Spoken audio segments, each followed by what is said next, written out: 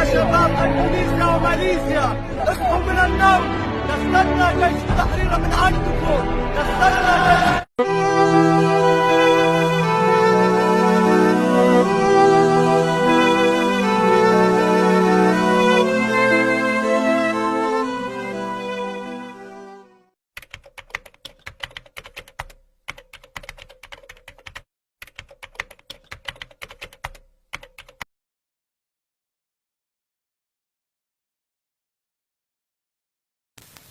Apa yang sedang terjadi di Gaza? Ketika saya tinggalkan Gaza dengan 2 juta warganya sedang memasuki masa periode terburuk, masa tersulit sepanjang sejarah konflik Palestina-Israel. Gaza dengan 2 juta penduduknya diblokade sejak tahun 2006, sudah lebih dari 12 tahun. Berbagai krisis, sebutkan apa jenis krisis di dunia ada di sana. Krisis ekonomi, 75% sektor ekonomi kolaps. Krisis air bersih, 95% lebih air bersih di sana terkontaminasi, tidak layak minum. Krisis kemiskinan, krisis sosial, krisis keamanan. Listrik di Gaza itu hanya 4 jam satu hari, bayangkan. Blokade yang sangat mencekik. Belum lagi intimidasi, serangan dari udara, dari darat, dari laut, setiap hari. Namun di sini ada hal yang ingin saya sampaikan, penting untuk saya sampaikan. Apa sebenarnya yang sedang mereka perjuangkan di sana? Mereka rela diblokade, mereka rela dibunuhi, mereka rela diintimidasi, diteror. Banyak yang salah kaprah di kita. Kenapa mereka harus diperhatikan? Apa yang sedang diperjuangkan oleh warga Gaza hari ini bukan semata-mata kemerdekaan mereka. Wallahi, bukan semata-mata mereka sedang mempertahankan tanah air, bukan. Mereka sedang mempertahankan kehormatan seluruh umat Islam dunia. Mereka sedang mempertahankan kehormatan saya, kehormatan Ustadz, kehormatan antum semua di sana. Demi Allah, sampai hari ini, detik ini Ustadz, antum harus tahu ya, tawaran Israel untuk Gaza masih berlaku. Israel itu menawarkan kepada warga Gaza, kami akan buat Gaza ini semakmur Singapura. Kami akan bangunkan untuk Gaza pelabuhan terbaik. Kami akan bangunkan untuk kalian bandar terhebat, tercanggih. Tapi satu minta kami, tanggalkan senjata kalian, berhenti melawan. Kami akan angkat blokade, kami akan buat kalian kaya. Tapi apa jawaban mereka? Tidak. Karena warga Gaza tahu yang sedang mereka perjuangkan adalah kehormatan umat Islam dunia. Gaza adalah benteng pertahanan terakhir umat Islam. Kalau Gaza tunduk, kalau Gaza menyerah, tidak ada lagi kebaikan di atas bumi ini. Ini yang harus kita pahami. Maka saya pulang ke Indonesia, saya berharap agar pemahaman ini bisa tersebar merata. Demi Allah, ini saya tidak basa-basi. Warga Gaza itu sering berkali-kali ngomong ke saya bahwa kami menaruh harapan besar terhadap umat Islam Indonesia. Kami yakin bahwa yang akan membebaskan Palestina bukan dari negara-negara Arab, bukan dari Mesir, bukan dari Saudi Arabia, bukan dari mana lagi, sebutkan negara-negara Arab. Mereka yakini apa? Indonesia akan memimpin perjuangan pembebasan Palestina dan Masjid Al-Aqsa. Takbir. Maka dari itu saya harus berkunjung sejenak Indonesia. Saya ingin betapa cinta mereka, rasa sayang mereka, kerinduan mereka, dan harapan mereka sangat besar kepada umat Islam Indonesia. Sampai detik ini, sampai hari ini, mereka terus mengirimkan pesan kepada saya, tolong ya Akhi Muhammad, sampaikan pesan kami kepada mereka. Maka dari itu saya sangat senang, alhamdulillah, di malam yang mulia ini, di majelis yang Allah berkahi ini, kita semua dikumpulkan. Saya bertemu dengan antum semua, dan kita berdoa, kalau hari ini kita bisa sholat berjamaah di Masjid Al-Ihsan, insya Allah besok kita semua sholat berjamaah di Masjid Al-Aqsa. Takbir. Dan kita pesan untuk warga Gaza bahwa kami pun di sini sangat merindukan berjumpa dengan saudara-saudara kami di sana, sama-sama beribadah di Al-Aqsa. Dan tolong sampaikan pada mereka, jika ada 1000 orang yang berjuang untuk Aqsa, maka kami akan termasuk di dalamnya. Jika itu hanya 100 orang, maka kami pun ada di dalamnya. Jika ada 10 orang, maka kami ada di dalamnya. Dan jika ada cuma 1 orang yang berjuang, maka katakan, itulah kami orangnya. Allahu Akbar. Seperti Palestina menjadi negara pertama dengan mufti yang mengakui kemerdekaan Indonesia, maka kita pun insya Allah akan menjadi bagian yang pertama. Bukan hanya bermohon kepada Allah, tapi kalau kita diberikan kesempatan untuk menjadi bagian terbaik di saf yang pertama untuk masuk ke Aqsa itu, insya Allah kita akan jadi bagian dari itu, dan kita akan jadi pionir di dalamnya. Takbir. Pulang dari sholat Jumat masih bisa makan kenyang dengan anak sambil tertendum tertawa. Betapa saudara kita di sana. Saya pernah satu asrama dengan orang Palestina.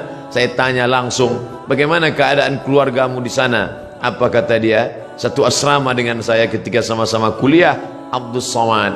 Seandainya mereka bunuh kami, sudah lama kami mati. Tapi mereka tidak ingin kami mati. Mereka datang ke rumah kami, mereka pecahkan tempat air, mereka buat kami kehausan setengah mati. Mereka ambil dengan senjata laras panjangnya, mereka pecahkan tempat-tempat minyak zaitun, karena mereka tahu kami tak dapat hidup tanpa zaitun.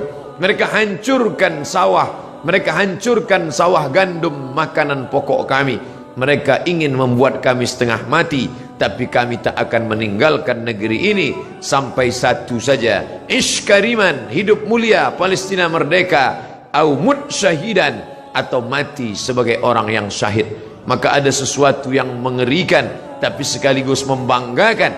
Pemerintah asing Amerika, Eropa mengadakan survei apa cita-cita anak Palestina. Di tempat kita cita-cita ingin menjadi dokter, cita-cita ingin menjadi advokat, cita-cita ingin menjadi pengusaha sukses. Tapi cita-cita anak Palestina lebih 90% cita-citanya ingin menjadi seorang yang mati syahid. Maka apapun profesinya, Ishkariman, kalau kau hidup, hiduplah mulia. Au mut syahidan, kalau mati, maka mati syahid. Maka pemerintah Mesir lewat masyarakat muslimnya membuat slogan, mempertahankan makanan produk Islam, tidak membeli produk-produk dari Israel yang sekian persennya dibelikan untuk peluru membunuh saudara-saudara kita. Uangnya uang kita, kita yang memakai, dari deterjen sampai sikat gigi, sampai tekstil, sampai alas kaki.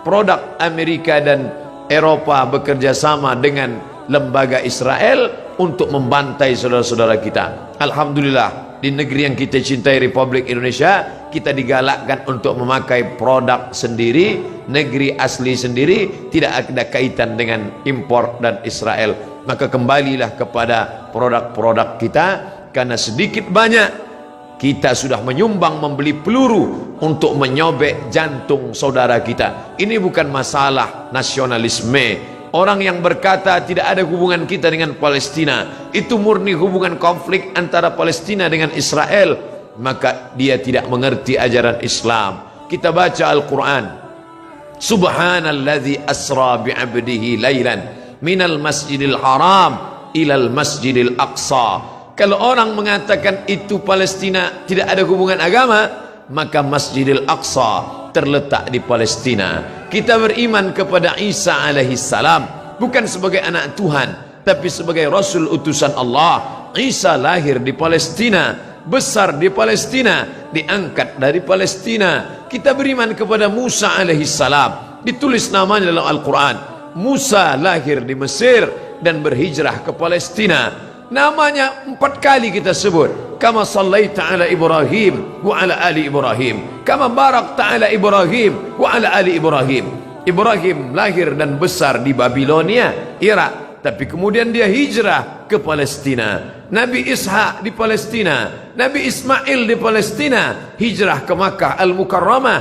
Nabi Musa hijrah ke Palestina, Nabi Isa lahir besar di Palestina, dan Muhammad sallallahu alaihi wasallam Isra Mi'raj ke Palestina, barulah naik ke Sidratul Muntaha. Maka hubungan kita bukan sebagai hubungan kemanusiaan, tapi hubungan yang lebih kuat. Asyhadu an la ilaha illallah wa asyhadu anna Muhammadan Rasulullah. Andai kau bukan seorang muslim, andai tak percaya kepada Muhammad untuk menyaksikan kebiadaban Israel, cukuplah sebagai manusia, tak perlu menjadi seorang muslim untuk kasihan kepada Palestina, tidak perlu menjadi seorang mukmin untuk peduli kepada Palestina, cukup menjadi manusia yang berakal sehat, maka sudah cukup untuk membela Palestina sebagai manusia. Oleh sebab itu sekarang bergejolak orang-orang Eropa yang tidak bertuhan, ateis, tak percaya kepada Tuhan, tapi tetap membawa bendera Palestina. Maka aneh bin ajaib kalau ada orang Islam yang setiap hari berkata asyhadu an la ilaha illallah wa asyhadu anna Muhammadar Rasulullah, tapi tak tergerak hatinya melihat apa yang diderita oleh Palestina. Dulu kita tidak bisa melihatnya, tapi sekarang nyata. Twitter, BBM, WhatsApp, Instagram, sahabat-sahabat kita berkirim tentang video. Sampai hari ini saya tidak sampai hati untuk melihat penyiksaan tentara Israel terhadap anak-anak Palestina yang tak berdosa. 14 abad yang lalu Nabi kita berpesan, kalau kalian berperang, satajiduna rijalan fis sawami', kalau ketemu pendeta-pendeta di gereja, la ta'ridu lahum, jangan ganggu pendeta. La taqtulu sabiyan murdi'a, jangan bunuh anak kecil. Wala syaikhan faniya, jangan bunuh orang tua renta. La taqiranna sajaratan, jangan potong pokok kayu. Wala nakhlan, jangan potong pohon korma. La tahdimu buyutan, jangan hancurkan rumah. Sebelum kesepakatan Jenewa, aturan perang internasional, PBB, United Nation, Nabi 14 abad yang lalu sudah melarang jangan bunuh anak kecil, perempuan tua, renta, hamil, pendeta. Mereka bukan objek perang. Tapi Israel di tahun 2017, anak-anak tak berdosa mereka pukul berdarah kepalanya. Tak sampai hati kita sampai hari ini melihat itu di video, di HP kita, dikirim sahabat kita lewat Instagram, mereka share lewat Facebook. Ada yang marah, berkecamuk dalam hatinya, tapi kita hanya memanjatkan doa. Ingat, ad-doa silahul mu'min.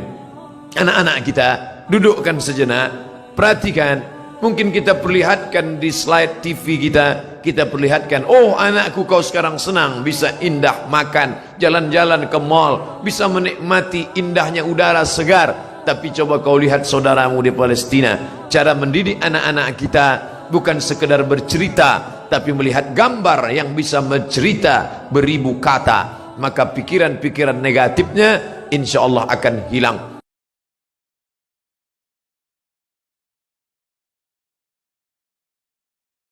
Bagi yang suka tolong like and share.